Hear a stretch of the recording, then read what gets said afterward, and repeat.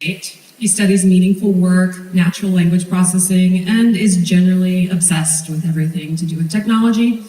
In fact, I contacted him when I heard he was working on a project for NASA. He's using a supercomputer to analyze written diaries of astronauts. That kind of work is definitely predestined for him. He attended space camp 3 times as a kid. He also got his DNA tested recently. He discovered that he's genetically predisposed to being optimistic, which he thinks is awesome. Mike, please share your positive take on what if.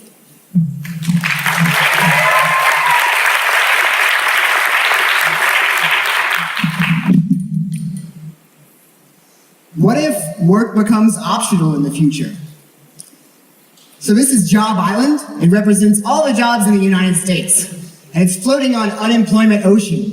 Here are the people who can't find work. They're drowning.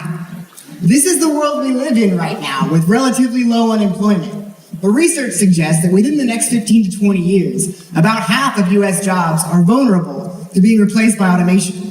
But that's okay, I hear you say, because historically technology destroys jobs, but it also creates jobs. It all kind of comes out as a wash. Nothing ever really changes. And you're right. Well, you were right. So, the top black line shows national productivity, the bottom gray line shows employment. And since the 1940s, generally producing more things has meant hiring more humans. But in the year 2000, these lines start to split. We're still producing more and more things, but suddenly we don't need to hire any more humans to do it. And the argument is that this widening gap between productivity and employment is automation. This gap is scary right now, but it's about to get terrifying because technology is not slowing down, it's about to speed way up. And it's possible that in the near future, advances in automation could create mass technological unemployment and permanently shrink the available pool of jobs. So if this happens, how do we keep all those unemployed people from drowning? Well, many people recommend a solution called universal basic income. The idea is that everybody gets $24,000 a year to live off of forever as a foundation. Basic income may sound kind of out there, but it's already being piloted in places like Finland and Canada, and it's being taken very seriously by some very smart and prominent people. If these people are right, and automation does force us towards something like a basic income in the future, then unemployment could look very different in the future. And employment looks different too, because even if you're working, you still get your basic income.